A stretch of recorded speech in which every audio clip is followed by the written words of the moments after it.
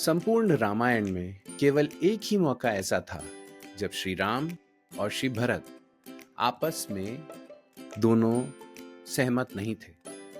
और वो मौका था जब धर्म यानी श्री भरत और कर्तव्य यानी श्री राम दोनों की आमने सामने टकरार हो गई। वहां पे श्री राम को देखते ही वो उनके पैरों में गिर गए और बोले, मुझे ये राज्य नहीं चाहिए। ये राज्य का अधिकार बड़े भाई का होता है जो आपका है, और आप मुझसे ये राज्य ले लीजिए और अयोध्या वापस चलिए। श्री राम ने राजा भरत को कहा, तुम मुझसे ये कह रहे हो कि मैं अपने पिता का अंतिम वादा, अंतिम वचन झूठा कर दूं। लेकिन राजा जनक ने फिर बोला, प्रेम की जीत जरूर हुई है भरत, पर प्रेम का अपना एक उसूल होता है। प्रेमी अपने लिए कुछ नहीं चाहता, वो अपने प्रेमी की खुशी के लिए अपने आप को समर्पित कर देता है। तो अगर तुम श्री राम से सच्चा प्रेम करते हो तो उनके चरणों में बैठ के उनसे ये बोलो कि प्रभु आपकी क्या इच्छा है, और वो जो बोले उसको प्रेम की तपस्या समझ के पूरा करो।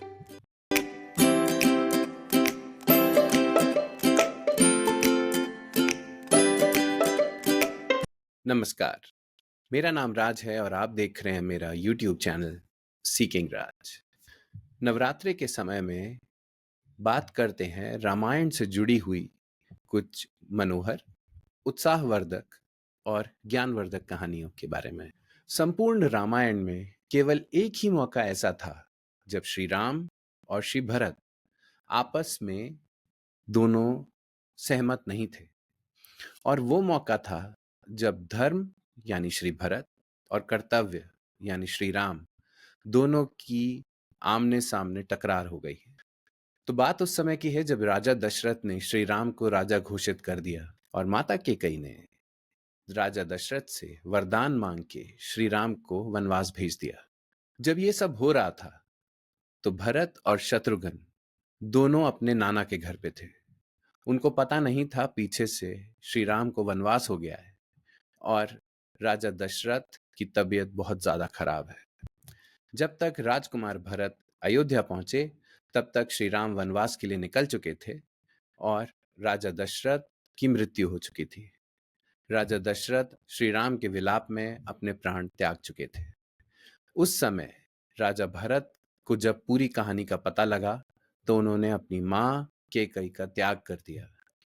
तो जब राजकुमार भरत सेना का काफिला और गुरुजन को लेकर के राजकुमार राम से मिलने गए जिनको वनवास हो चुका था, वहां पे श्री राम को देखते ही वो उनके पैरों में गिर गए और बोले, मुझे ये राज्य नहीं चाहिए। ये राज्य का अधिकार बड़े भाई का होता है जो आपका है, और आप मुझसे ये राज्य ले लीजिए और अयोध्या वापस चलिए। श्री राम ने राजा भरत को कहा, तुम मुझसे ये कह रहे हो कि मैं अपने पिता का अंतिम वादा, अंतिम वचन झूठा कर दूं सिर्फ एक सिंहासन के लिए। ये मेरे पिता का आदेश था कि उनका एक बेटा राजा बने और एक बेटा वनवास जाए। मैं अपने कर्तव्य से बंधा हूं। तो राजकुमार भरत मानने को तैयार नहीं थे और श्री राम अपने कर्तव्य से पीछे हट नहीं रहे थे। तो बात पहुंची गुरु वशिष्ठ के पास। गुरुदेव से बोला गया कि गुरुदेव, अब आप फैसला कीजिए और ये फैसला दोनों राजकुमारों को मान्य होगा। गुरुदेव राजकुमार भरत के अपने भाई के प्रति प्रेम और श्री राम के अपने पिता के प्रति कर्तव्य को लेकर के बहुत ज्यादा भावुक हो गए और बोले, आज मुझसे फैसला नहीं हो पाएगा। ये फैसला आज राजा जनक करेंगे जो कि सीता माता के पिता थे। तो राजा जनक पे ये जिम्मेदारी आई क्योंकि राजा जनक राजा होने के साथ साथ एक तपस्वी भी थे। एक योगी की भांति उन्होंने अपना जीवन बिताया।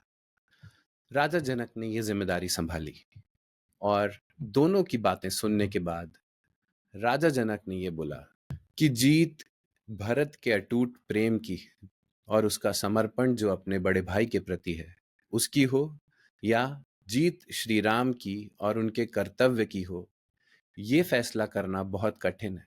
फिर भी जो मेरा गुरुजन से मिला हुआ ज्ञान और जीवन का अनुभव है, उसके हिसाब से मैं ये फैसला देता हूं कि जीत भरत के प्रेम की हुई। जीत भरत के प्रेम की हुई ये सुनते ही भरत खुशी से गदगद हो गए और अयोध्या के सारे जन, सारी प्रजा, सेना सब बेहद खुश हो गए कि अब श्री राम हमारे साथ वापस अयोध्या चलेंगे और राजा बनेंगे। लेकिन राजा जनक ने फिर बोला, प्रेम की जीत जरूर हुई है भरत, पर प्रेम का अपना एक उसूल होता है। प्रेमी अपने लिए कुछ नहीं चाहता, वो अपने प्रेमी की खुशी के लिए अपने आप को समर्पित कर देता है। तो अगर तुम श्री राम से सच्चा प्रेम करते हो तो उनके चरणों में बैठ के उनसे ये बोलो कि प्रभु आपकी क्या इच्छा है, और वो जो बोले उसको प्रेम की तपस्या समझ के पूरा कर। सारी प्रजा में फिर सन्नाटा छा गया। गुरुजन राजा जनक की चतुराई और उनके फैसले से बेहद प्रसन्न थे, पर श्री राम को वनवास काटना पड़ेगा ये कहीं ना कहीं सब ज्ञानी लोगों को पता था। तो भरत ने ऐसा ही किया। वो बैठ गए प्रभु राम के चरणों में और बोला, प्रभु राम आपकी क्या इच्छा है?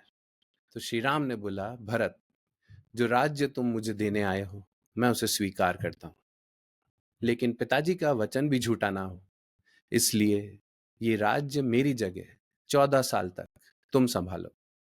14 वर्ष के बाद मैं 1 मिनट की भी देरी नहीं करूंगा और मैं आके अपना राज्य तुमसे ले लूंगा। इसके बाद की कहानी हम सबको पता है। भरत ने श्री राम से उनकी चरण पादुकाएं मांगी और उसी को सिंहासन पर रख के 14 साल तक राज किया। इन 14 वर्ष भरत भी एक कुटिया बना के महल के बाहर श्री राम की तरह ही जमीन पे सोते रहे और उन्हीं की तरह सन्यासी के वस्त्र और सन्यासी का जीवन जिया। कल फिर रामायण से जुड़ी एक और रोचक और ज्ञानवर्धक कहानी लेके मैं फिर आपके सामने उपस्थित होऊंगा। आज के लिए आज्ञा दीजिए। नमस्कार, मेरा नाम राज है और आप देख रहे थे सीकिंग राज।